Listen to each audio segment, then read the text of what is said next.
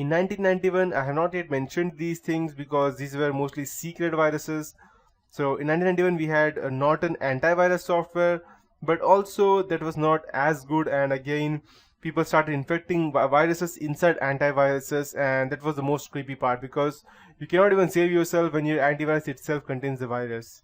In 1999 we had the Melissa viruses. I would be taking a big note on that virus at a later point of time.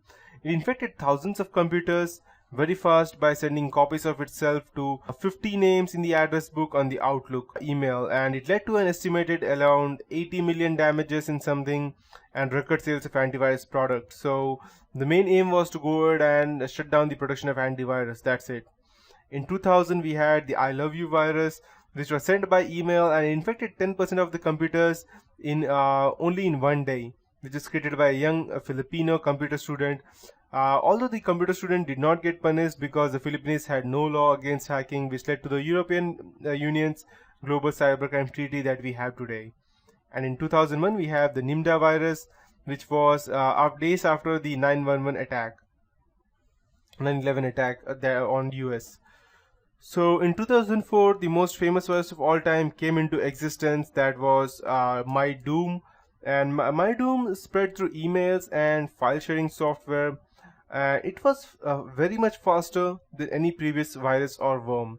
And so after around 2 to 3 years, this most famous virus came, and it allowed hackers to access the hard drives of the infected computer. An estimated 1 million computers running Windows were affected by the fast-spreading Sacer computer worm. And the worm does not cause irreparable harm to the computer's data, but it does slow down the computer and cause some to quit or reboot without explanation. So you won't even know when that's happened. Then in the later part of 2006 we had Trojan horse for Mac OS X, and people used to think that Mac OS X was impenetrable and no one can actually go and hack into that, but later on even that belief were crushed by these hackers. They created the first ever malware Trojan for Mac OS X, and later on they started developing these things. In 2008 we had Torpig. Torpig is a Trojan horse which affects Windows, turning off antivirus applications. It allows others to access the computer, modify the data, steal confidential information, and install malware on the victim's computer. And in 2009 we had Configure. Configure infected around from 9 to 5 million Microsoft server systems, French Air Force, Royal Navy warships, submarines, the Sheffield Hospital Network, UK Defense Ministry, and many more. So these are the different types of all viruses, but over here the most important and dangerous virus of all time were two. They were Melissa and the Love Bug. So these before I go ahead and explain it to you what these viruses do, these are how the viruses work. First, the virus arrives as email attachment or something looking as a Trojan horse. Then the email attachment may contain the email exactly won't be sent as MP3 or JPEG or DOC, because nowadays Google directly scan these files. So they go ahead and encrypt these things inside WinRAR or attachment, something like that, a zip file, and when you go ahead and extract it, you will find an MP3 or MP3, JPEG, or a doc document. And when you go ahead and run it, the infection starts, and it not only starts on your computer, it will convert your computer into a botnet. So the attacker will go ahead and control your machine, and he will start sending these viruses from your machine to other computers. So your machine will be the king machine, and these will be the slave bots which would go ahead and be accessed from your computer.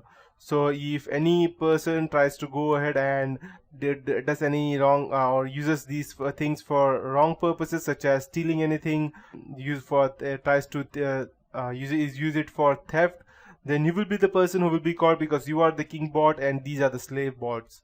That's the reason. And finally, when the payload hits, at some point after the trigger, the virus performs what it's programmed for, and inserting jokes into your documents and loads of other things. And again it goes on. It's some kind of a loop. It goes on achieving the same things again and again. So these are how the viruses work.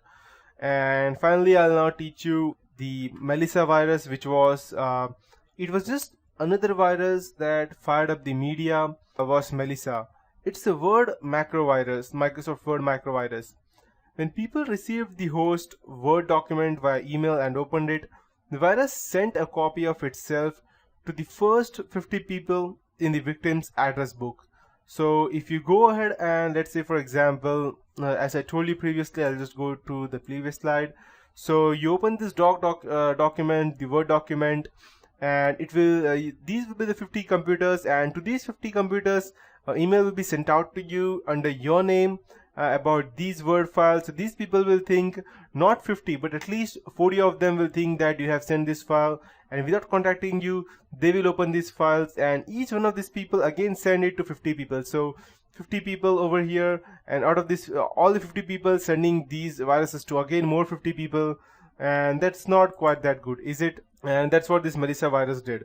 So it was very easy for itself to go and spread them. It was named after a topless dancer in Florida, the Melissa virus. It crashed the email servers of corporations and huge governments in different spots around the world. And the computer emergency response team, set up after the Robert Morris mugged up the internet with his worm in 1988, estimated that this virus at least hit a total of 1 lakh computers in its first weekend itself. And then later on, David Smith posted the infected virus as an all-period sex Usenet group using a stolen AOL account. Initially, he entered a plea of innocence, but after being confronted with a maximum of 40 years of sentence in prison, he eventually pled guilty and he received a much reduced sentence. So you can go and search for David L. Smith because he was the creator of that virus, and later on he was sentenced for some 5 to 10 years of prison. And after that we had the final virus of Love You and Love You Bug virus.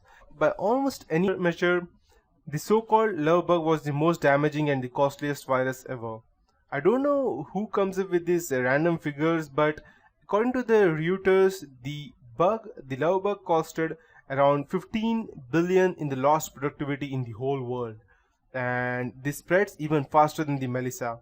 But unlike Melissa, it would mail itself to everyone in your Outlook address book, and to everyone, not just 15 people, most of whom would probably be delighted to read about how you love them, and not just the first 50. So moreover, it would just gobble up the certain media file stored on your hard drive. So any contact information that it finds, may it be in your email or anything else, it will just go ahead and spread itself to that random stuff, and it will affect everything.